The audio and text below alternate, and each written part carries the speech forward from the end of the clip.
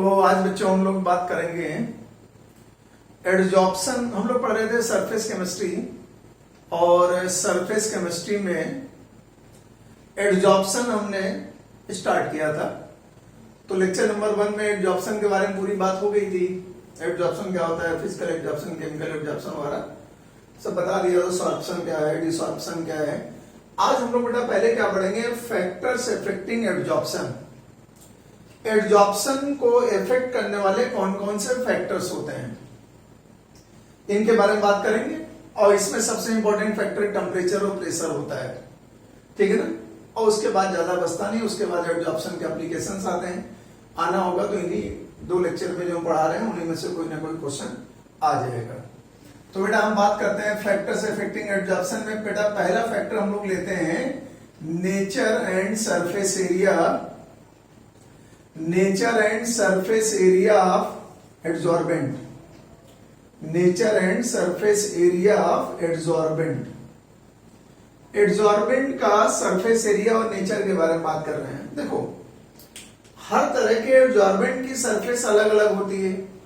Different type के adsorbent की अपनी सरफेस पे गैसेस या लिक्विड को एडजॉर्ब करने की पावर या टेंडेंसी अलग अलग होती है। किसी की ज्यादा होती है, किसी की कम होती है ना। और ये भी सरफेस एरिया पे भी डिपेंड करता है। सरफेस एरिया बट नेचुरल अगर एडजॉर्बेंट का सरफेस एरिया ज्यादा होगा तो बेटा उसमें एक्सटेंट ऑफ एडजॉर्प्शन, एडजॉर्प्शन की लिमिट क्या होगी, ज्यादा होगी। सरफेस एरिया कम होगा तो एडजॉर्प्शन क्या होगा, कम होगा, ठीक है ना। तो नेचर का मतलब बेटा होता है कि अलग अलग टाइप के एडजॉर्बेंट की एडजॉर्प्शन की पावर अलग होती है। वो डिपेंड करता है वो किस टाइप का सॉलिड है ना। और सरफेस एरिया के तो डायरेक्टली प्रोपोर्शनल होना ही होना है। सरफेस एरिया के तो डायरेक्टली प्रोपोर्शनल होना ही होना होता है, इसमें कोई दिक्कत ही नहीं है। तो इसका मतलब इसमें कोई बहुत बड़ा पॉइंट तो है नहीं, है ना। और मैं एक पॉइंट लिख सकता हूं यहां पे केवल कि nature of adsorbent, nature of adsorbent, जो एडजॉर्बेंट आप लेंगे उसका जो नेचर होता है वो डिफरेंट गैसेस के लिए डिफरेंट होता है। Is different for different adsorbate. जो आप बेटा एडजॉर्बेट ला रहे हो, जो चीज आप उसके सरफेस पे अटैच कराना चाह रहे हो, उसके लिए एडजॉर्बेंट का नेचर अलग अलग होता है। कोई कम करता है, कोई ज्यादा करता है। तो अब ऐसा थोड़ी कि हर एडजॉर्बेंट का नेचर सेम होता होगा। अगर कोई गैस किसी मेटल की सरफेस पे ज्यादा अटैच हो रही है तो हो सकता है वही गैस किसी दूसरे मेटल की सरफेस पे कम अटैच हो रही हो, है कि नहीं। इसलिए अलग अलग होता है, ठीक है। और आपको बेटा पता होना चाहिए सरफेस एरिया तो रेट ऑफ एडजॉर्प्शन के हमेशा डायरेक्टली प्रोपोर्शनल होगा। ये तो एडजॉर्प्शन के डायरेक्टली होना ही होना है। जिसका सरफेस एरिया ज्यादा होता है उसका एडजॉर्प्शन ज्यादा होता है। आपको एक बहुत अच्छा एग्जांपल दिखाऊं, हालांकि आगे आएगा कैटालिसिस हम लोग पढ़ेंगे ना, तो उसमें बेटा आएगा सेफ कैटालिसिस, एक टॉपिक होता है उसमें आएगा, ठीक है ना। एक टॉपिक आएगा सेफ कैटालिसिस, उसमें जियोलाइट एक कंपाउंड होता है बेटा। एक कंपाउंड क्या होता है, जियोलाइट होता है। तो सरफेस एरिया एडजॉर्प्शन के डायरेक्टली प्रोपोर्शनल है। अगर हम किसी तरह से सरफेस एरिया बढ़ा दें तो एडजॉर्प्शन की टेंडेंसी बढ़ जाएगी। अब आपको मैं बेस्ट एडजॉर्बेंट बताऊं। सबसे बढ़िया बेटा एडजॉर्बेंट होता है चारकोल। सबसे अच्छा एडजॉर्बेंट होता है चारकोल। फिर उसके बाद होता है सिलिका जेल, क्योंकि सिलिका जेल और ये जो चारकोल होते हैं इनका सरफेस एरिया एक तरह से ऑप्टिमम होता है। मतलब गैसेस को एडजॉर्ब करने के लिए सबसे बढ़िया यही माने जाते हैं। और आपको एक बात बता दें कि होता है जियोलाइट। जियोलाइट जो होते हैं वो सोडियम अल्युमिनियम सिलिकेट्स होते हैं। सोडियम अल्युमिनियम सिलिकेट्स होते हैं और इनके अंदर छोटे छोटे बेटा पोर्स होते हैं। उन पोर्स का हालांकि अपना एक डायमीटर भी होता है। पोर्स जो होते हैं उनका एक अपना डायमीटर भी होता है ना। तो पोर्स होने की वजह से, पोरस होने की वजह से इसका सरफेस एरिया क्या होता है, काफी ज्यादा होता है। और सरफेस एरिया जब ज्यादा होगा तो जाहिर सी बात है एडजॉर्प्शन का रेट भी ज्यादा होगा, मतलब इसमें कोई बहुत खास पॉइंट नहीं है, इसलिए इसको छोड़ते हैं, कोई बहुत स्पेशल पॉइंट तो है नहीं। ये बेस्ट एड्जॉर्बेंट है, लेकिन चारकोल, सिलिका जेल, जियोलाइट का इस्तेमाल वाटर के हार्डनेस रिमूव करने में भी करते हैं। वैसे इसमें छोटे छोटे पोर्स होते हैं, पोर्स होने से सरफेस एरिया बढ़ जाता है, और सरफेस एरिया बेटा बढ़ने से क्या होगा, एड्जॉर्प्शन का रेट तो बढ़ ही जाएगा। खैर, ये तो पहला पॉइंट हुआ केवल अभी। अब आते हैं बेटा दूसरी हेडिंग पर। दूसरा जो है उसे बेटा हम लोग बोलते हैं nature of adsorbate. Nature of adsorbate लेते हैं, या नेचर ऑफ गैस भी कह सकते हो ना, नेचर ऑफ एड्सॉर्बेट। जो गैस बेटा एड्सॉर्ब होगी हम उसके बारे में बात करने जा रहे हैं, नेचर ऑफ एड्सॉर्बेट। तो जैसे अलग अलग एड्सॉर्बेंट लेते थे तो उनकी एड्सॉर्प्शन पावर अलग अलग होती थी, तो वैसे अगर हम अलग अलग एड्सॉर्बेट लेंगे, अलग अलग गैसेस लेंगे, तो उनकी भी एड्सॉर्प्शन पावर क्या होंगी, अलग अलग होंगी भाई, क्योंकि हर गैस का बिहेवियर, हर गैस का नेचर अलग होता है। दो गैस का एड्सॉर्प्शन पावर सेम थोड़ी हो सकता है, किसी के ज्यादा होता है, किसी कम होता है ना। इसका मतलब different gases have different adsorbing power. Different gases have different adsorbing power, have different adsorbing power. अलग अलग गैसेस का बेटा एड्सॉर्बिंग पावर जो होता है अलग अलग होता है, ठीक है ना। अब एक बात और तुम्हें बता दें, अब तुम कहोगे सर अगर हम कई सारे गैसेस लें तो मुझे कैसे पता चलेगा कि उनकी एड्सॉर्बिंग पावर क्या है। तो इसमें एक सेंटेंस बताता है जो इंपॉर्टेंट है। एक्चुअली गैस की जो एड्सॉर्बिंग पावर है वो बेटा उसके क्रिटिकल टेम्परेचर पे डिपेंड करती है। पहला पॉइंट मैं क्या लिख रहा हूं, एड्सॉर्बिंग पावर ऑफ गैस,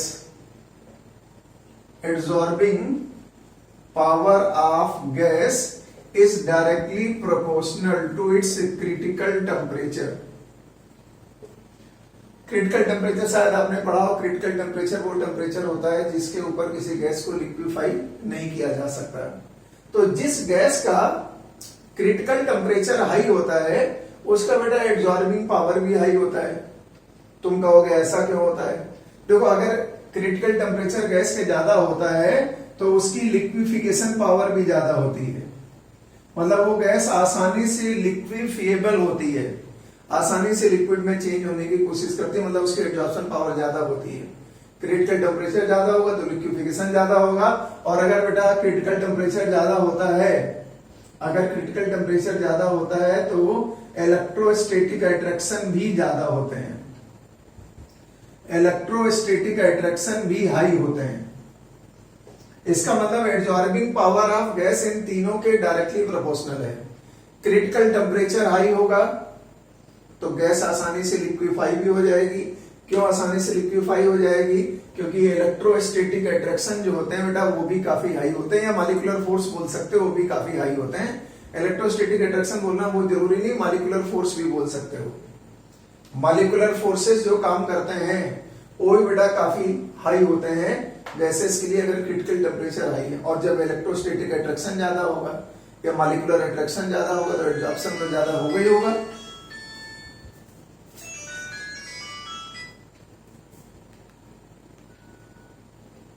तो ये बात दिमाग में रखिएगा, absorbing power of gases is directly proportional to critical temperature. Critical temperature बेटा गैस के लिक्विफिकेशन के डायरेक्टली, और लिक्विफिकेशन ज्यादा होगा तो इलेक्ट्रोस्टैटिक अट्रैक्शन भी क्या होगा, ज्यादा होगा।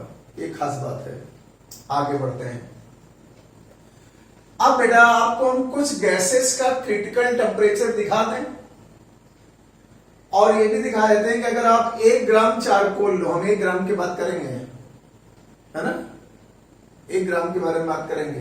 एक स्पेसिफिक एरिया होता है, मतलब वॉल्यूम ऑफ गैस एब्जॉर्ब्ड पर gram of absorbent is called specific area, उसे स्पेसिफिक एरिया कहते हैं। तो वो जो स्पेसिफिक एरिया होता है वो उसमें हम 1 ग्राम मान लिया, कोई आपने एब्जॉर्बेंट लिया, और उसमें कौन सी गैस कितने मिलीलीटर एब्जॉर्ब हो जा रही है वो आपको चेक करना है। वो क्रिटिकल टेम्परेचर के डायरेक्टली प्रोपोर्शनल होगा। पहले बेटा कुछ मैं गैसेस का नाम लिख देता हूं। ये लिखा हमने हाइड्रोजन, ये बेटा लिखा मैंने नाइट्रोजन, ये लिखा हमने कार्बन मोनोऑक्साइड, ये बेटा लिखा हमने मेथेन, ये हमने लिख दिया यहाँ पर कार्बन डाइऑक्साइड, ये हमने यहाँ पे लिख दिया HCl, ये लिख दिया हमने यहाँ पर बेटा अमोनिया, और ये लिख दिया हमने सल्फर डाइऑक्साइड। एनसीईआरटी में भी दे रखा है इसलिए मैंने वहीं से उठा लिया है। ये बेटा इतनी गैसेस मैंने ले लिया। अब इनका क्रिटिकल टेम्परेचर तो तुम्हें याद नहीं करना है।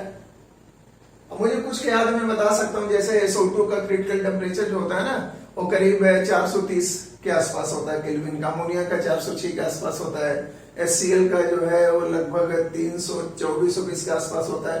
क्रिटिकल टेम्परेचर में जाता है, इसका मतलब ये क्रिटिकल टेम्परेचर लगातार बढ़ रहा है। क्रिटिकल टेम्परेचर बेटा लगातार बढ़ रहा है। किसका क्रिटिकल टेम्परेचर क्या है, ये क्या करोगे याद करके। क्रिटिकल टेम्परेचर लगातार बढ़ रहा है तो एब्जॉर्बिंग पावर भी बढ़ेगी। मान लिया बेटा हमने 1 ग्राम चारकोल लिया, अगर हम 1 ग्राम चारकोल लेते हैं और उस पर ये सब गैसेस एब्जॉर्ब करते हैं, तो अगर SO2 का 380 ml एब्जॉर्ब होगा, 380 ml गैस 1 ग्राम चारकोल पे एब्जॉर्ब होगी, तो अमोनिया बेटा 181 ml एब्जॉर्ब होगी। ये भी याद करने की जरूरत नहीं। ये 72 ml एब्जॉर्ब होगा, ये बेटा 48 ml है। हमको याद इसलिए मैं बता दे रहा हूं, मैं आपको नहीं याद करना, हम खाली प्रूफ के लिए बता रहे हैं। ये बेटा 16.2 ml एब्जॉर्ब होगा, ये लगभग 10 ml के आसपास एब्जॉर्ब होता है, 9.3 ml एब्जॉर्ब होता है। अब ये वॉल्यूम की थोड़ी तुमको याद करना, ये 8 ml करीब एब्जॉर्ब होता है, और ये 4.7 या 4.8 ml के आसपास एब्जॉर्ब होता है। अब आप देख लो, 1 ग्राम चारकोल पर SO2 गैस सबसे ज्यादा एब्जॉर्ब हो रही है। SO2 गैस सबसे ज्यादा एब्जॉर्ब हो रही है क्योंकि इसका क्रिटिकल टेम्परेचर मैक्सिमम होता है। तो अगर क्रिटिकल टेम्परेचर बढ़ाते जाओगे तो एब्जॉर्बिंग पावर भी लगातार बढ़ती जा रही है। एब्जॉर्बिंग पावर लगातार बेटा बढ़ रही है। तो आपसे एक सवाल ऐसे भी पूछ सकता है, आपको 4 गैसेस का नाम दे देगा। अब बेटा 4 गैसेस का नाम देके पूछ देगा कि किसका एब्जॉर्प्शन सबसे ज्यादा होगा। तो अगर ये छोटा मोटा सीक्वेंस याद, इन्हीं में से कोई ना कोई आएगा, इनके अलावा नहीं आएगा। ऐसे तो बहुत सारे गैसेस होते, तुम किसका किसका क्रिटिकल टेम्परेचर याद रखोगे। अब या तो क्रिटिकल टेम्परेचर देके पूछ ले तो बता ही दोगे तुम। जिस गैस का क्रिटिकल टेम्परेचर ज्यादा उसकी एब्जॉर्बिंग पावर ज्यादा होगी। तो अगर हम 1 ग्राम चारकोल पर गैसेस को एब्जॉर्ब कराएं, से स्पेसिफिक एरिया कहते हैं, तो उसमें बेटा सबसे ज्यादा एब्जॉर्ब होने वाली गैस है SO2, फिर अमोनिया, फिर HCl, फिर CO2, ऐसे होता है। और आपको ये तीनों गैसेस तो बेटा आपको पता ही है, पोलर गैसेस हैं। SO2 का डाइपोल मोमेंट भी ऐसे बहुत ज्यादा होता है, बहुत हाई पोलर गैस है। अमोनिया का डाइपोल मोमेंट इससे कम होता है, HCl का डाइपोल मोमेंट और कम होता है। तो थोड़ा बहुत डाइपोल मोमेंट के आधार पर भी आप गेस कर सकते हो। डाइपोल मोमेंट अगर हाई होता है गैस का, तो उसका इलेक्ट्रोस्टैटिक अट्रैक्शन क्या होता है, हाई होता है। आप डाइपोल मोमेंट से मत याद रखो, तुम क्रिटिकल टेम्परेचर से रिलेट करोगे उसको। तो जैसे जैसे गैसेस का क्रिटिकल टेम्परेचर बढ़ता है, वैसे वैसे उसकी एब्जॉर्प्शन पावर 1 ग्राम चारकोल पर ही बढ़ती है। हमने ये जो 1 ग्राम चारकोल लिया है, उस पर इतने इतने वॉल्यूम में गैसेस एब्जॉर्ब होंगी। तो मैंने प्रूफ के लिए वॉल्यूम लिख दिया, वॉल्यूम मत याद करना, खाली ये सीक्वेंस याद करना है। SO2 के बाद अमोनिया, अमोनिया के बाद HCl के बाद CO2 के बाद मेथेन, फिर कार्बन मोनोऑक्साइड, फिर नाइट्रोजन, फिर हाइड्रोजन। इसका मतलब hydrogen is least absorbable gas and SO2 is most absorbable gas. सबसे ज्यादा एब्जॉर्ब होने वाली गैस SO2 होती है बेटा। तो ये भी एक पॉइंट था, क्रिटिकल टेम्परेचर से रिलेट किया मैंने। क्रिटिकल टेम्परेचर ज्यादा, गैस की लिक्विफिकेशन पावर ज्यादा, लिक्विफिकेशन पावर ज्यादा है, तो इसका मतलब इलेक्ट्रोस्टैटिक अट्रैक्शन भी गैसेस में काफी हाई रहे होंगे, है ना। और कुछ के आपको मैंने एग्जांपल भी दिखा दिए। तो ये बेटा तीसरा पॉइंट जो था, दूसरा पॉइंट था ये दूसरा इफेक्ट मैंने लिया। अब हम बात करेंगे बेटा तीसरे इफेक्ट की। अब हम लोग गैसेस एब्जॉर्प्शन पर तीसरा इफेक्ट लेने जा रहे हैं बेटा। ये बहुत ही आसान पॉइंट है। वैसे मैं एक बहुत छोटी सी हिंट डाल रहा हूं, उसका बेटा नाम है एक्टिवेशन ऑफ एब्जॉर्बेंट। एब्जॉर्बेंट का अगर एक्टिवेशन कर दिया जाए तो भी एब्जॉर्बिंग पावर बहुत ज्यादा बढ़ जाती है। हालांकि इस पॉइंट को हम पहले वाले पॉइंट में भी बता सकते थे, जब हम सरफेस एरिया ले रहे थे उसमें ही बता सकते थे, लेकिन मैं अलग से बता दे रहा हूं। एब्जॉर्बेंट का एक्टिवेशन का मतलब क्या है? कुछ लोग एक्टिवेशन का मतलब एक्टिवेशन एनर्जी से निकालने लगेंगे, गलत। यहां पर एक्टिवेशन ऑफ एब्जॉर्बेंट का मतलब एक्टिवेशन एनर्जी से नहीं है, ठीक है ना? एक्टिवेशन एनर्जी से नहीं है। एक्टिवेशन ऑफ एब्जॉर्बेंट का मतलब होता है कि कुछ ऐसा किया जाए कि एब्जॉर्बेंट का सरफेस एरिया बढ़ जाए।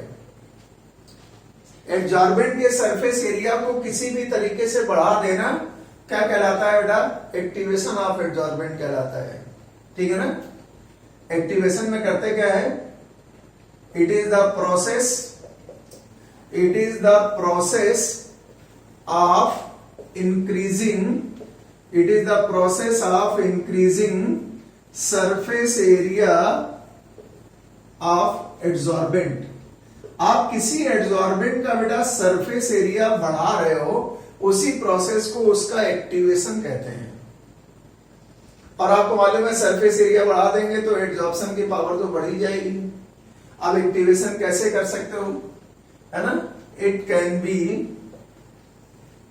डन बाय, ये कैसे कैसे बेटा कर सकते हो? Cutting the absorbent. आप एब्जॉर्बेंट को बेटा स्मॉल पीसेस में कट कर दो। Cutting the absorbent into small pieces. जब छोटे छोटे पीसेस में काट दोगे बेटा, तो जाहिर सी बात है छोटे छोटे पीसेस में काट दोगे तो क्या होगा? उसका सरफेस एरिया बढ़ जाएगा। बच्चों वाले पॉइंट है वैसे ही, है ना? स्क्रैचिंग, आप बेटा उस पे स्क्रैच मार दो, स्क्रैचिंग द एब्जॉर्बेंट। एब्जॉर्बेंट पे स्क्रैच मार दो। ये आपने मेटल की सरफेस ली, आपने स्क्रैच मार दिया, तो स्क्रैच मार देने से भी सरफेस एरिया क्या होता है? बढ़ जाता है। जैसे मान लिया आपके हाथ में कहीं खुजली हो रही है, कई बार होता है, और आपने उसको थोड़ा, भाई जब खुजली होती है तो मन करता है खुजलाने का, बहुत बच्चे क्या करते हैं खुजला देते हैं खूब तेजी से, तो खुजलाते समय तो मजा आती है, लेकिन उससे सरफेस एरिया बढ़ जाता है और वायरल जो भी उसकी फंगल बैक्टीरियल ग्रोथ होती है वो बढ़ जाती है। सरफेस एरिया बढ़ने से इन्फेक्शन के चांस और बढ़ जाते हैं। इसीलिए कहते हैं कि कुछ लाइए मत वहां पे, आप ना पाउडर वाउडर डाल दो तो ठीक है। तो ये सरफेस एरिया बढ़ जाएगा तो इन्फेक्शन के चांस बढ़ जाते हैं। तो अगर आपने स्क्रैच कर दिया तो स्क्रैच कर देने से क्या होगा? सरफेस एरिया बढ़ेगा। इसके अलावा बेटा आप पल्वराइजेशन कर सकते हो। पल्वराइजेशन का मतलब होता है स्मॉल, उसको पाउडर में चेंज करना। पल्वराइजेशन को पाउडरिंग भी कहते हैं। मान लिया आपके पास कोई सॉलिड है, और आपने क्या किया? उसको पाउडर बना दिया, तो उसे हम बोलते हैं पल्वराइजेशन। मान लिया लकड़ी है और लकड़ी को आपने स्मॉल बारीक बुरादा बोलते हैं उसमें पीस डाला, उसे बोलते हैं पल्वराइजेशन। लकड़ी का पाउडर बना देना, आयरन का पाउडर बना देना, कॉपर का पाउडर बना देना, उसे पल्वराइजेशन कहते हैं। तो पल्वराइजेशन से भी सरफेस एरिया क्या होता है बेटा? बढ़ जाता है, और उससे भी सरफेस एरिया बढ़ने से एब्जॉर्प्शन की पावर बढ़ जाएगी। तो अगर आपसे पूछा जाए कि what is meant by activation of absorbent, तो इसका बेटा सिंपल मतलब ये होता है to increase the surface area of absorbent. Surface area बढ़ा दो, अपने आप ही एब्जॉर्प्शन की पावर भाई बढ़ जाएगी।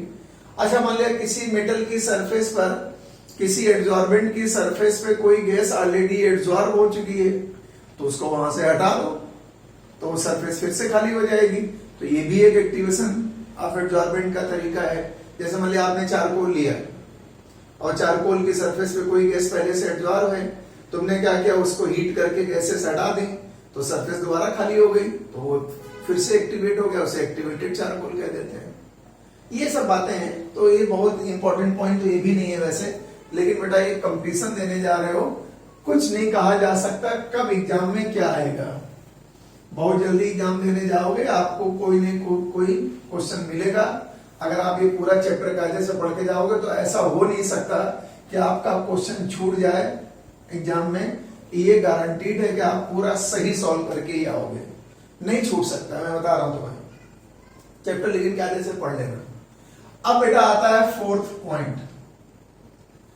चौथा बेटा जो मैं ले रहा हूं उसे हम बोलते हैं टेम्परेचर। उसे हम टेम्परेचर बोल रहे हैं। ये और प्रेशर बहुत इंपॉर्टेंट फैक्टर हैं। एक्चुअली इन्हीं दो फैक्टर पे क्वेश्चन बेटा बनता है, या तो टेम्परेचर पे क्वेश्चन बनता है या फिर प्रेशर पे क्वेश्चन बनता है। तो टेम्परेचर लेते हैं पहले, सुनो जरा क्या है। तो हमने आपसे पहले कहा था कि एब्जॉर्प्शन बेटा जो होता है वो एक्सोथर्मिक प्रोसेस है। तो एक्सोथर्मिक प्रोसेस में तो एनर्जी रिलीज होती है ना। चलो मान लिया आपसे हमने कहा आपने कोई गैस लिया और ये बेटा आपने सॉलिड लिया एब्जॉर्बेंट, और ये गैस इस पे एब्जॉर्ब हो गई है ना, गैस इज एब्जॉर्ब्ड। इस सॉलिड की सरफेस पे गैस एब्जॉर्ब हो गई, और गैस बेटा एब्जॉर्ब होने के बाद यहां एनर्जी निकलेगी। एनर्जी निकलने का बेटा मतलब हुआ it is exothermic process. Energy निकली एक्सोथर्मिक प्रोसेस है। अब जरा ली चेटेलियर प्रिंसिपल लगाओ। अगर हम ली चेटेलियर प्रिंसिपल लगाते हैं, अब आपको मालूम है प्रोसेस रिवर्सिबल भी हो सकती है, आपको पता है ये प्रोसेस रिवर्सिबल भी हो सकती है। तो ली चेटेलियर ने क्या कहा था कि जिस रिएक्शन में एनर्जी ऑलरेडी हाई है, अगर तुमने उसमें टेम्परेचर और बढ़ाया तो रिएक्शन फॉरवर्ड डायरेक्शन में ना जाने के बजाय बैकवर्ड डायरेक्शन में जाएगी, और रिएक्शन अगर बैकवर्ड डायरेक्शन में जाएगी तो गैस का एब्जॉर्प्शन अपने आप घटेगा। तो ये ली चेटेलियर प्रिंसिपल के अकॉर्डिंग है, ठीक है ना। अकॉर्डिंग टू, मैं थोड़ा लिख देता हूं, तुम्हारा कोई भरोसा नहीं है ना। अकॉर्डिंग टू ली चेटेलियर्स प्रिंसिपल, पढ़े होंगे केमिकल इक्विलिब्रियम में, ली चेटेलियर्स प्रिंसिपल, ठीक है ना। On increasing temperature absorption decreases. Absorption बेटा जो होगा वो डिक्रीज करेगा, टेम्परेचर बढ़ाने पर डिक्रीज करेगा, और टेम्परेचर बेटा जब कम करोगे तो इंक्रीज भी करेगा। टेम्परेचर कम करने पर एब्जॉर्प्शन बेटा इंक्रीज भी करेगा। अब अगर आपको पता है अगर एक्सोथर्मिक रिएक्शन में टेम्परेचर हाई कर दोगे तो फॉरवर्ड डायरेक्शन में टेम्परेचर ऑलरेडी हाई है, तो रिएक्शन तो बैकवर्ड हो जाएगी ना। बैकवर्ड होने का मतलब एब्जॉर्प्शन कम होगा। तो टेम्परेचर बढ़ाने पर एब्जॉर्प्शन घटता है, टेम्परेचर बढ़ाने पर एब्जॉर्प्शन घटता है। हालांकि हम फिजिकल और केमिकल एब्जॉर्प्शन में अलग अलग बात करेंगे बाद में भी, फिजिकल और केमिकल एब्जॉर्प्शन में अलग अलग बात करेंगे। ये बात वैसे फिजिकल एब्जॉर्प्शन के लिए 100% सही है, केमिकल एब्जॉर्प्शन में थोड़ा गड़बड़ होता है। अभी हम बाद में ग्राफ आप बनाएंगे तो उससे क्लियर होगा, ठीक है। तो ये बेटा एब्जॉर्प्शन डिक्रीज करेगा। मैं आपको, मुझे एक एग्जांपल याद आ रहा है इसलिए बता रहा हूं मैं। जैसे मान लिया आपने 273 केल्विन टेम्परेचर लिया और उसमें आपने 1 ग्राम चारकोल पे नाइट्रोजन गैस का एब्जॉर्प्शन किया। तो 273 पे अगर नाइट्रोजन गैस 10 ml एब्जॉर्ब हो रही है, तो बेटा अगर ये टेम्परेचर हम 244 केल्विन कर दें तो यही नाइट्रोजन 20 ml एब्जॉर्ब होगी। अगर हम टेम्परेचर बेटा 195 केल्विन कर दें तो यही नाइट्रोजन जो होगी 45 ml एब्जॉर्ब होगी। अब आप देख लो, टेम्परेचर घटा रहे हैं तो गैस का एब्जॉर्ब होने वाला वॉल्यूम बढ़ रहा है। सब में सबूत के साथ बोलता हूं ताकि तुम ये ना बोल पाओ कहां से एग्जांपल ले, सब बुक में लिखा है तुम्हारी, और क्या हमारा काम है बुक से पढ़ना, तुम्हें बढ़ा देना। 10 ml एब्जॉर्प्शन 273 पे हो रहा था, तुमने टेम्परेचर घटा के 244 केल्विन किया, 20 ml एब्जॉर्ब हो गई, और कम किया 45 ml एब्जॉर्ब हो गई, और कम करोगे, अगर और कम करोगे तो ये मात्रा बहुत ज्यादा और बढ़ सकती है, 100 ml तक पहुंच सकती है अगर 85 केल्विन के आसपास टेम्परेचर कर दे। तो आपने शायद इस तरह का ग्राफ भी देखा होगा। बाई चांस हम यहाँ पे नाइट्रोजन गैस ले लें एब्जॉर्ब जो हो रही है, और यहां पे बेटा हम प्रेशर ले लें, है ना, यहां पे हम प्रेशर ले लेते हैं, और नाइट्रोजन गैस का अलग अलग हम देखें तो पता चला आपको एक ग्राफ ऐसा मिला बेटा। ये मान लिया हमने कहा एट 273 केल्विन है, फिर पता चला आपने और थोड़ा टेम्परेचर कम किया, ये एट 44 केल्विन पे हो गया, और आपने टेम्परेचर कम किया, पता चला ये क्या हो गया एट 2 क्या लिया था मैंने अभी 195 केल्विन, ये लिखा है ना इधर 195 केल्विन पे है, और टेम्परेचर कम कर दोगे तो ऐसे ग्राफ निकल जाएगा। ये लगभग आता है 885 kelvin.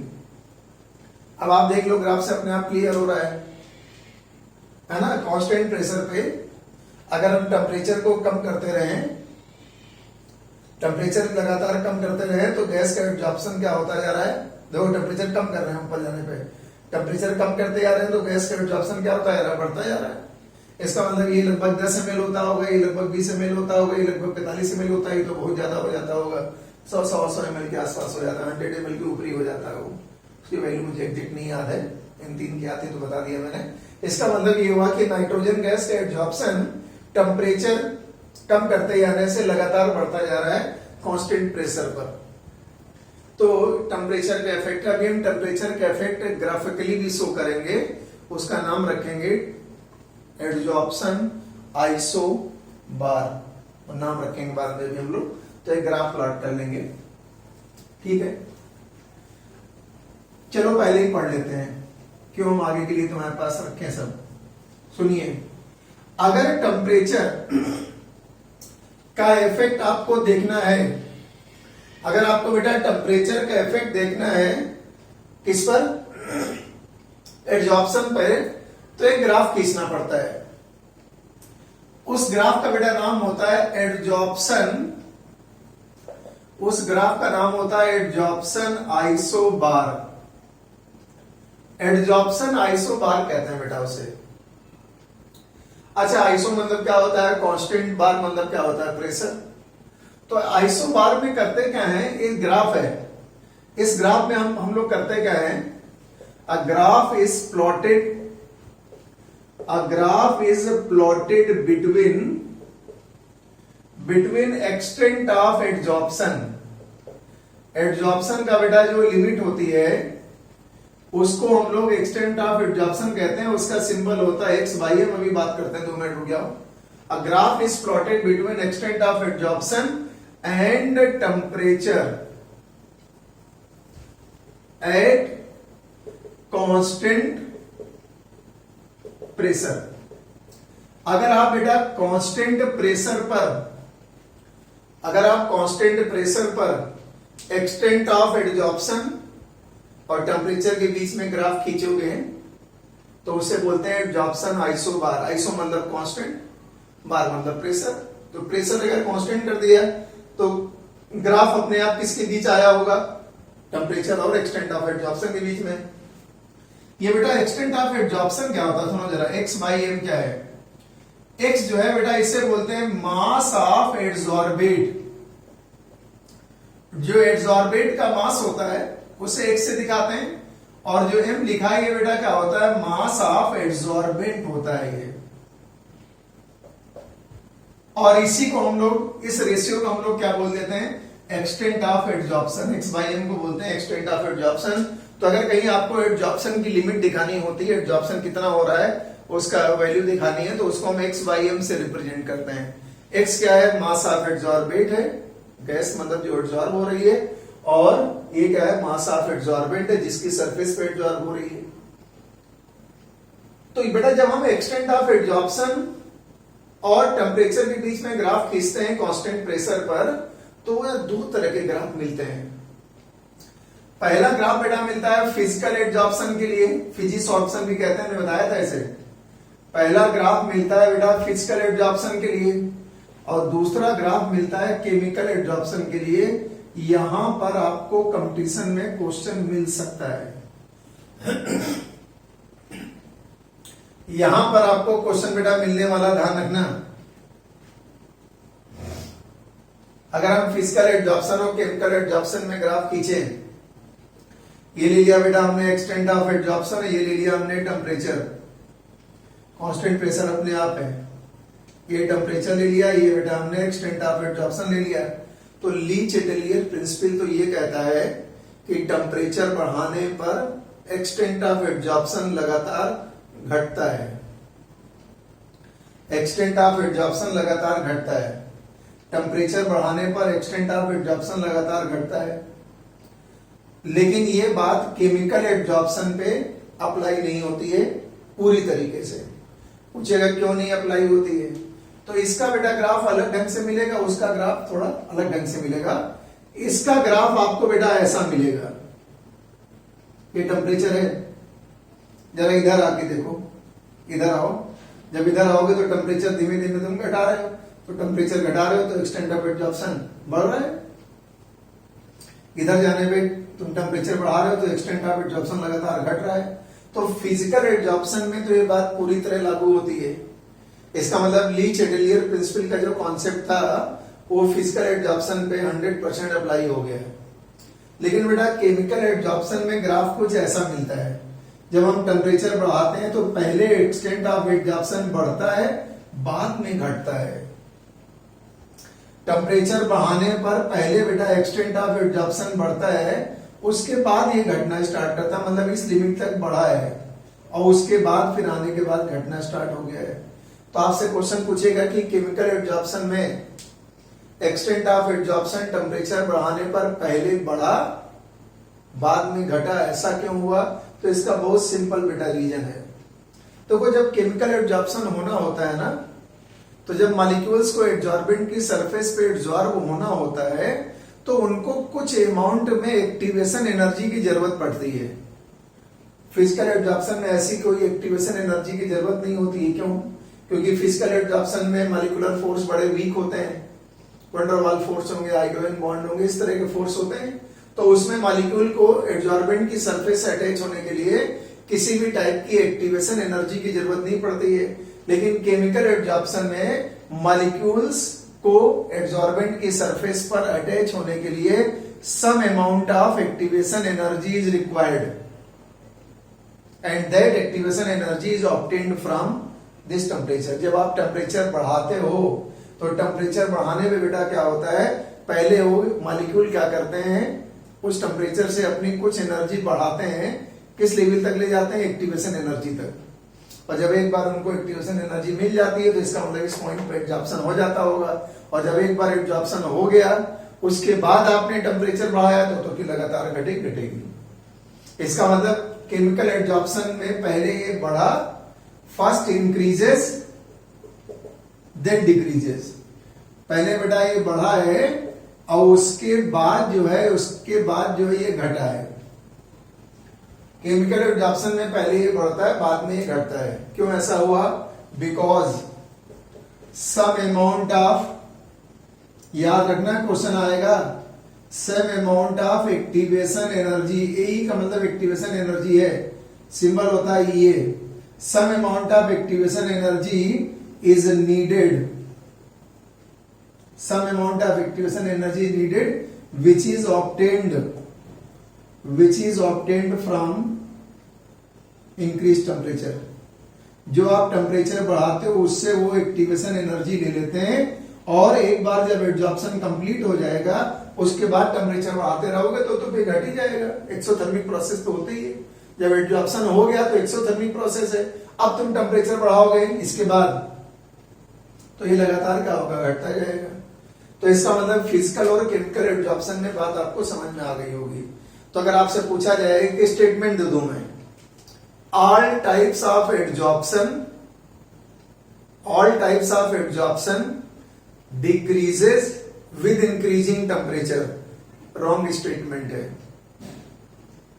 This statement is true for physical absorption. अब मान लिया स्टेटमेंट ऐसे दे, for physical absorption on increasing temperature it will decrease, बिल्कुल सही है। For chemical absorption on increasing temperature it will continuously decrease, बिल्कुल गलत है। First it will increase once the absorption takes place, then on increasing temperature it will start decreasing. तब बेटा ये decrease होना स्टार्ट हो जाएगा, क्योंकि एक बार एब्जॉर्प्शन होने के बाद तो एक्सोथर्मिक हो ही जाएगा। पहले आपको कुछ एनर्जी सप्लाई करनी पड़ेगी ताकि वो मॉलिक्यूल अपनी एक्टिवेशन एनर्जी पाके एब्जॉर्ब तो हो जाए, इसलिए पहले थोड़ा बढ़ता है बाद में डिक्रीज होता है। ये बड़ा इंपॉर्टेंट पॉइंट था। इस ग्राफ को बोलते हैं एब्जॉर्प्शन आइसोबार। आइसोबार का मतलब प्रेशर कांस्टेंट है, तो टेम्परेचर और एक्सटेंट ऑफ एब्जॉर्प्शन में आप इसका एक्स बाई एम का मतलब एक्सटेंट ऑफ एब्जॉर्प्शन मैं बार बार बोल रहा हूं।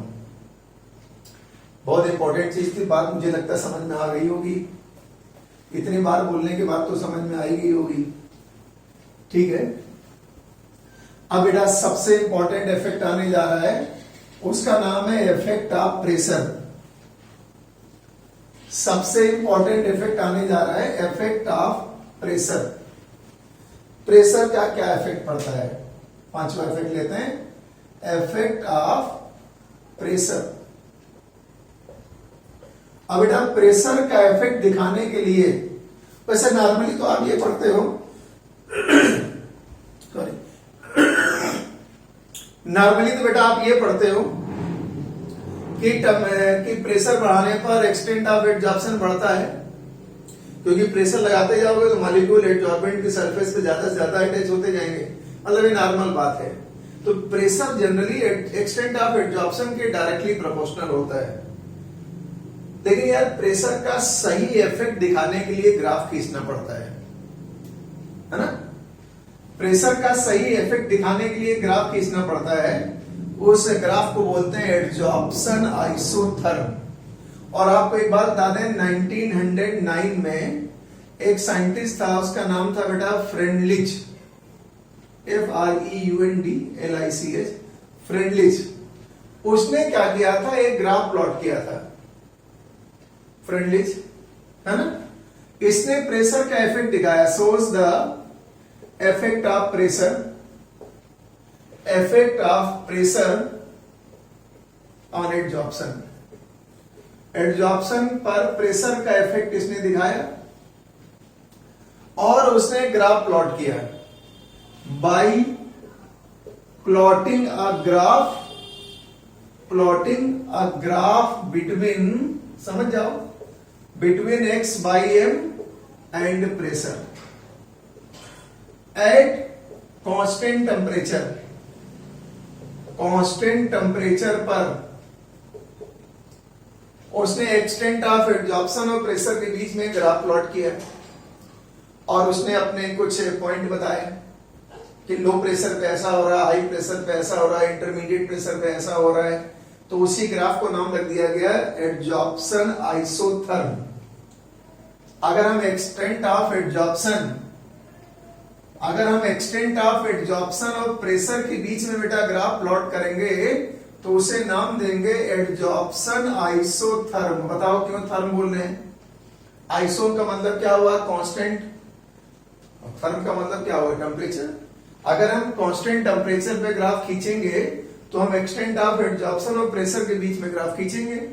तो मान लिया आपसे यही एग्जाम में कभी आ जाए कि एडजॉर्प्शन आइसोथर्म क्या होता है, तो it is the graph plotted between x by m and pressure. x by m और प्रेशर के बीच में जो ग्राफ खींचते हैं वही एक्सटेंट ऑफ एडजॉर्प्शन है। अच्छा, फ्रेंडली साहब के कुछ ऑब्जर्वेशन थे, पहले वो तुम्हें बता दूं मैं। ऑब्जर्वेशंस ऑफ फ्रेंडली साहब ने क्या बेटा ऑब्जर्व किया, ये समझ रहा है। उसने तीन बातें ऑब्जर्व, उसने कहा एट वेरी लो प्रेशर। उसने कहा अगर हम प्रेशर बेटा बहुत कम रखते हैं तो एक्सटेंट ऑफ एडजॉर्प्शन जो है वो प्रेशर के डायरेक्टली प्रोपोर्शनल है। मतलब प्रेशर पावर 1 लिख सकते हो, 1 लिखने कोई मतलब नहीं लेकिन लिख दिया मैंने। उसने कहा वेरी लो प्रेशर पर एक्सटेंट ऑफ एडजॉर्प्शन प्रेशर के डायरेक्टली प्रोपोर्शनल है। लोगों ने कहा भाई सही। फिर उसने कहा at very high pressure, at very high pressure extent of adsorption is directly proportional to P power 0।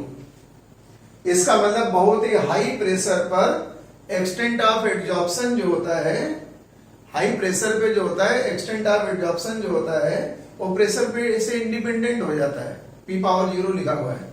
और इन दोनों के बीच की स्टेज ले ले एट इंटरमीडिएट प्रेशर। इंटरमीडिएट का मतलब ना लो ना हाई, लो से ज्यादा और हाई से कम।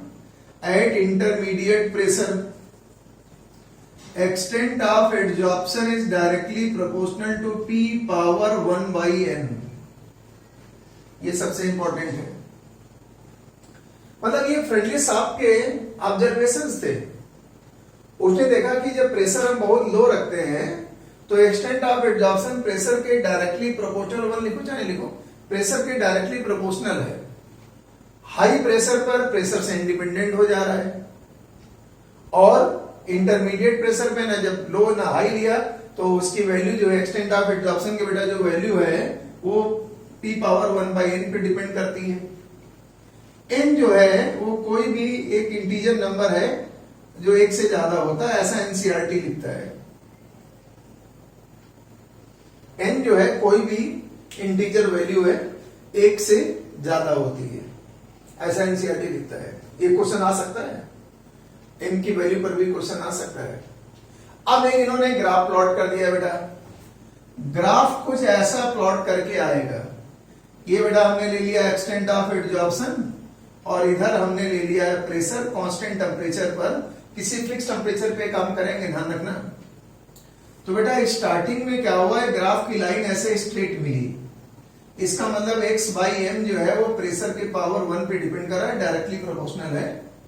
फिर आगे धीमे धीमे लाइन ऐसे स्ट्रेट से ऐसे पैरेलल होती गई, फिर ऐसे हो गया बेटा। हम मान ले रहे हैं इस पॉइंट तक एक्सटेंट ऑफ एडजॉर्प्शन जो है प्रेशर के डायरेक्टली प्रोपोर्शनल, इसका मतलब ये लो प्रेशर है, वेरी लो प्रेशर है। फिर बेटा अगर हम यहां से यहां तक की बात करें तो इंटरमीडिएट प्रेशर है ये, तो x बाई एम जो है वो प्रेशर पावर 1 बाई एन पे डिपेंड करता है। और फिर यहां से आप अगर ध्यान दें तो ये जो प्रेशर है उसके बाद ये लाइन पैरेलल हो गई है ना, तो इस प्रेशर को सैचुरेशन प्रेशर कहते हैं, पीएस। मतलब इस प्रेशर के बाद एक्सटेंट ऑफ एडजॉर्प्शन प्रेशर पे डिपेंड नहीं कर रहा है, इसका मतलब इस लाइन के बाद जो है extent of adsorption P power 0 हो गया है, ऐसे मतलब। ये बेटा एट वेरी लो प्रेशर है, ये इंटरमीडिएट प्रेशर है और ये हाई प्रेशर पे है। कुछ बात भेजे में जा रही है। लो प्रेशर पे एक्सटेंट ऑफ एडजॉर्प्शन प्रेशर के डायरेक्टली, हाई प्रेशर पर एक्सटेंट ऑफ एडजॉर्प्शन प्रेशर से इंडिपेंडेंट, और इंटरमीडिएट रेंज में ये x बाई एन जो है प्रेशर 1 बाई एन के directly n by power 1 by n के डायरेक्टली प्रोपोर्शनल है। इसका मतलब ये वाला प्रेशर हमारे लिए मेन है, क्योंकि ज्यादा रेंज में तो वही रहेगा, ज्यादा रेंज वाले प्रेशर में तो इंटरमीडिएट प्रेशर ही रहेगा। तो ये यार इनका एक ऑब्जर्वेशन था। एक बात तुम्हें और बता दें, क्वेश्चन यहां से भी आता है, ये जो 1 बाई एन लिखा हुआ है इसकी वैल्यू बेटा जो होती है 0 to 1 के बीच में होती है। 1 बाई एन की वैल्यू जो होती है 0 से 1 के बीच में होती है, ये भी क्वेश्चन आ चुका है। n की वैल्यू तो कोई भी इंटीजर वैल्यू हो सकती है, होल नंबर, लेकिन बेटा ये जो 1 बाई एन है वो 0 से 1 के बीच में आता है। जनरली बता रहा हूं, एनसीईआरटी भी लिखता है, जनरली इट इज 0.1 to 0.5। ये 0.1 से 0.5 के बीच में आमतौर पे रहता है, लेकिन होने की वैल्यू जो है 0 से 1 के बीच में कुछ भी वैल्यू हो सकती है, 0 से ज्यादा 1 से कम। इस पे भी क्वेश्चन आ सकता है, मैं स्टार बना दे रहा हूं। इस पे भी क्वेश्चन आ सकता है, इनकी वैल्यू पर भी क्वेश्चन आ सकता है कि आ चुका है ना। ये ग्राफ बना के पूछ सकता है, ग्राफ क्या है, इसी को बोलते हैं फ्रेंडलिच एडजॉर्प्शन आइसोथर्म। इसी ग्राफ को बोलते हैं फ्रेंडलिच एडजॉर्प्शन आइसोथर्म। हम नाम के आगे चाहें तो यहां पर फ्रेंडलिच भी लगा सकते हैं, फ्रेंडलिच एडजॉर्प्शन आइसोथर्म बेटा है। लेकिन हमारे लिए मेन प्रेशर की रेंज बेटा ये वाली है, x by m is directly equal to p power 1 by n. इसको भी हम निकाल के बाद कुछ अलग काम करेंगे। तो ये इनका ऑब्जर्वेशन था, ये भी ग्राफ आप समझ गए, ठीक है। अब बेटा एक काम करते हैं, हमारे लिए सबसे इंपॉर्टेंट प्रेशर कौन सा है, बार बार बोल रहा हूं, सुन सुन के भी बोर हो गए होगे, लेकिन फिर भी तुम बाद में भूल जाते हो, तुम्हारी पता नहीं याददाश्त कहां से लिखवा के लाए हो, है ना। इंटरमीडिएट प्रेशर वाला प्रेशर मेन होता है। तो अगर बेटा हम मेन इक्वेशन लें तो ऐसे लिखेंगे, x by m is directly proportional to p power 1 by n. ये हमारे लिए मेन फॉर्मूला बन के आया। जब आप प्रोपोर्शनलिटी का साइन बेटा हटाते हो तो यहां पे कांस्टेंट लगाते हैं, ये बोलते हैं कांस्टेंट ऑफ एडजॉर्प्शन कांस्टेंट है। के क्या है बेटा, एडजॉर्प्शन कांस्टेंट है, एडजॉर्प्शन कांस्टेंट है के, और its value depends on nature of adsorbate nature of adsorbate and adsorbent. वो डिपेंड करता है कि आपने कौन सी गैस लिया है, कौन सा गैस लिया है, कौन सा सॉलिड लिया है, कैसा एडसॉर्ब होने वाला मटेरियल लिया है, कैसा एडसॉर्बेंट लिया है, उस पर डिपेंड करता है के की वैल्यू। उससे ज्यादा आपको मतलब नहीं रहेगा। न्यूमेरिकल में कभी के की वैल्यू कैलकुलेट भी करवा सकता है या के की वैल्यू तुम्हें अपने आप दे सकता है, कोई मतलब नहीं उससे।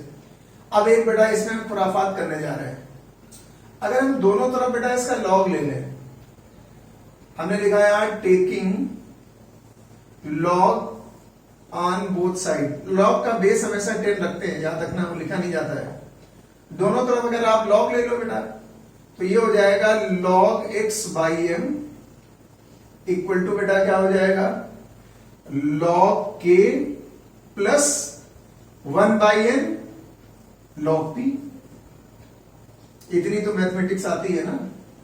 जब इसका लॉग लेंगे तो ये log x बाई एम हो गया, ये log k हो गया, ये इनटू है ना, तो ये प्लस अपने आप हो जाएगा, पावर तो फ्रंट में आ ही जाएगा 1 बाई एन और log p हो जाएगा। तो log x by m equal to log k plus हो गया 1 बाई एन log p। ये बेटा हो गया y, ये हो गया m, ये हो गया x, ये हो गया c। इक्वेशन क्या बन गई y equal to m x plus c. इसी को बेटा क्या बोलते हैं इक्वेशन ऑफ स्ट्रेट लाइन। पढ़े होगे फिजिक्स में तो बार बार आता है। और अगर हमको ग्राफ खींचना होगा तो बेटा हम log x बाई एम और log p के बीच में ग्राफ खींचेंगे। तो ये बेटा स्लोप होगा, अरे ये तो स्लोप होता है ना। तो अगर हम log x बाई एम, अगर बेटा हम log x बाई एम और log p के बीच में ग्राफ प्लॉट करें तो इसका जो स्लोप आएगा वो पॉजिटिव आएगा, प्लस दिख ही रहा तुम्हें। तो ये ग्राफ करीब यहां से कहीं से स्टार्ट कर लेते हैं। तो इस ग्राफ का जो स्लोप आया वो बेटा होगा 1 बाई एन। अगर इनकी वैल्यू बता दी जाए तो आप उस ग्राफ का स्लोप निकाल सकते हो। कभी न्यूमेरिकल ज्यादा आए नहीं लेकिन कभी आ भी सकता है। और ये बेटा जो पार्ट है तो पता ही तुम्हें, इसको इंटरसेप्ट कहते हैं। ये पार्ट क्या है log k। कुछ बात समझ में आ रही है? अब आपसे एक ग्राफ पूछ सकता है, कहेगा log x बाई एम और log p के बीच में ग्राफ खींचेंगे तो स्लोप क्या आएगा? स्लोप क्या आएगा? 1 बाई एन आएगा, पॉजिटिव स्लोप है। और ये जो पार्ट है उसे इंटरसेप्ट कहते हैं, आपको पता ही है log k हो गया। इस पर भी कभी क्वेश्चन आ सकता है, ग्राफ भी आ सकता है, कुछ भी पूछ सकता है। ठीक है, ध्यान रखना ये। तो बेटा ये हमने फ्रेंडली एडजॉर्प्शन आइसोथर्म बताया। अच्छा, एक साइंटिस्ट और भी था लैंगम्यूर, LANGMUIR। उसने भी एडजॉर्प्शन आइसोथर्म दिया था, लेकिन वो बहुत पहले ही एनसीईआरटी के कोर्स से हटाया जा चुका है। हो सकता है आपको बहुत पहले वाले पेपर में लैंगम्यूर एडजॉर्प्शन आइसोथर्म का क्वेश्चन मिले, अब नहीं आएगा, उसको पढ़ने का कोई मतलब नहीं है। अब प्रेजेंट एनसीईआरटी में लैंगम्यूर एडजॉर्प्शन आइसोथर्म दिया भी नहीं है। बहुत पहले एनसीईआरटी वालों ने उसको शामिल किया था, लेकिन बच्चे ज्यादा उसे समझ नहीं पाए। तो एनसीईआरटी की आदत है, जो बच्चे ज्यादा नहीं समझ पाते उसे हटा देता है। तो लैंगम्यूर एडजॉर्प्शन आइसोथर्म जो था वो थ्योरेटिकल था, हालांकि था आसानी लेकिन थ्योरेटिकल काफी था, तो उसको कोर्स से हटा दिया गया। तो लैंगम्यूर एडजॉर्प्शन आइसोथर्म का कहीं क्वेश्चन दिखे आपको पिछले सालों में, छोड़ दीजिएगा, वो नहीं आ सकता है। वो भाई कोर्स नहीं, तो जो कोर्स नहीं उसको क्या पढ़ के करेंगे हम। तो ये बेटा सब बातें आपके समझ में आ गई। लेकिन हम जानते क्या कर रहे हैं, ये गैस का एडजॉर्प्शन है। ये जो इक्वेशन P लिखा है ना, प्रेशर है, तो इसका मतलब it is applicable for adsorption of gas on solid. ये किस पे अप्लाई हो रहा है? एप्लीकेबल लिख देता हूं, तुम्हारा कोई भरोसा नहीं। एप्लीकेबल ऑन गैसेस, एडजॉर्प्शन लिखते हैं, on adsorption of, applicable on adsorption of gases on solids. ये सॉलिड के ऊपर गैसेस के एडजॉर्प्शन के लिए पी का मतलब भाई प्रेशर है तो गैस ही होगी कोई। लेकिन अगर हम चाहें तो यही एडजॉर्प्शन बेटा सॉल्यूशन से भी करा सकते हैं। हम अगर यही चाहें तो एडजॉर्प्शन आइसोथर्म सॉल्यूशन के लिए भी बना सकते हैं, उस पर भी क्वेश्चन आ चुका है। तो जब हम सॉल्यूशन करेंगे तो जहां पर प्रेशर है वहां पर क्या कर देंगे? कंसंट्रेशन कर देंगे। तो हम आपको ऐसे ही बता सकते हैं कि ना, हम लिख देते हैं यहां पर एडजॉर्प्शन, ठीक है, विद सॉल्यूशन। अगर आपको सॉल्यूशन का एडजॉर्प्शन करना है तो बेटा वही फार्मूला ऐसे हो जाएगा, extent of adsorption is directly proportional c power 1 by n. C मतलब क्या है, कंसेंट्रेशन हो जाएगा सोल्यूशन का। बाकी सब तो सेम रहेगा ना, x by m equal to k c power 1 by N. इसका भी लॉग ले लेंगे तो log x by m equal to log k plus, है ना, 1 बाई एन लॉग क्या हो जाएगा, सी हो जाएगा। तो इस बार बेटा जब हम ग्राफ प्लॉट करेंगे तो लॉग सी और लॉग एक्स बाई एम में करेंगे। स्लोप तो यही आया 1 बाई एन, ये इंटरसेप्ट आ गया कितना, लॉग के। तो अगर आपसे सॉल्यूशन के बारे में बात कर दें, अगर आपसे सॉल्यूशन के एब्जॉर्प्शन के बारे में बेटा बात कर दे तो आप बता दीजिएगा ये हो जाएगा, जहां पे पी था वहां सी कर देना बस।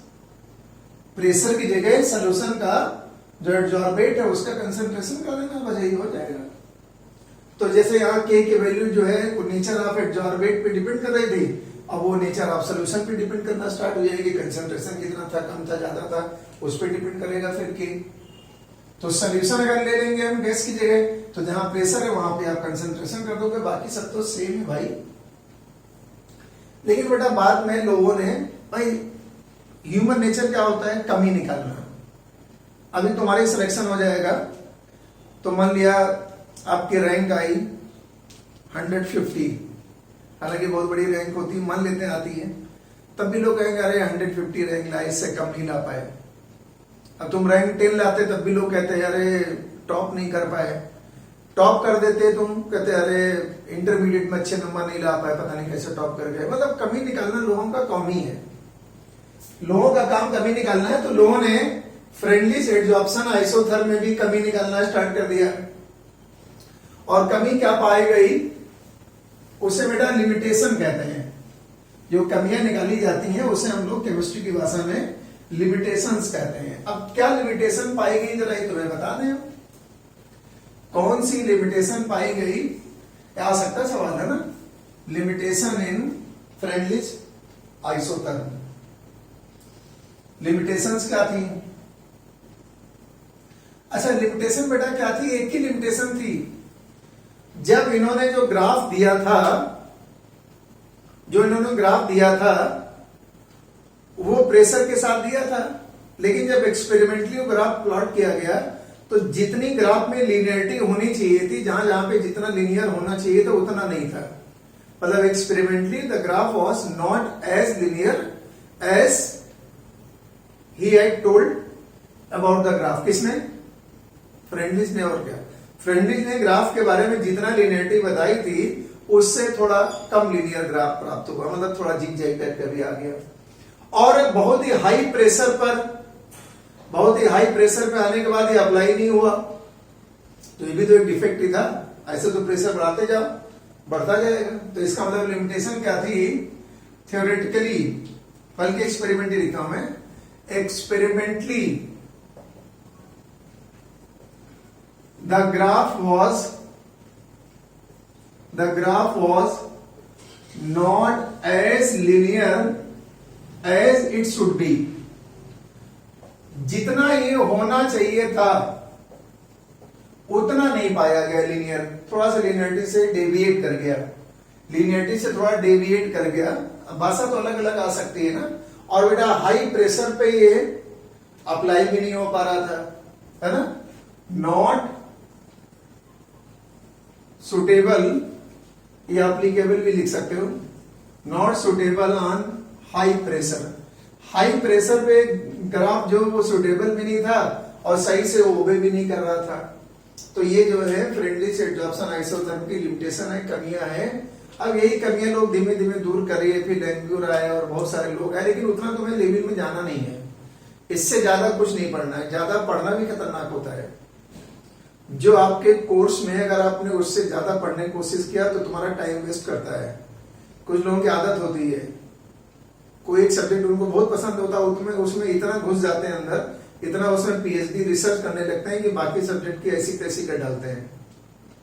तो ये आपको उतना ही पढ़ना है जितना कोर्स में है। क्या करोगे ज्यादा पढ़ के, कोई मतलब थोड़ी, तुम्हें कौन इस पर रिसर्च करने जा रहा हो, तुम सरफेस केमिस्ट्री पर। तो सवाल आते हैं वही, अब तुम्हारा सवाल छूट जाए तो मुझसे बताना, हो ही नहीं सकता ऐसा छूटे। तो ये हमने पढ़ लिया। अब हम अगले टर्म पे क्या करेंगे, एडजॉर्प्शन के एप्लीकेशंस पढ़ लेंगे, और एडजॉर्प्शन के एप्लीकेशंस पढ़ने के बाद फिर हम लोग आ जाएंगे कोलाइड्स पर, वो टॉपिक नंबर 2 होगा उसका। ठीक है, मिलते हैं।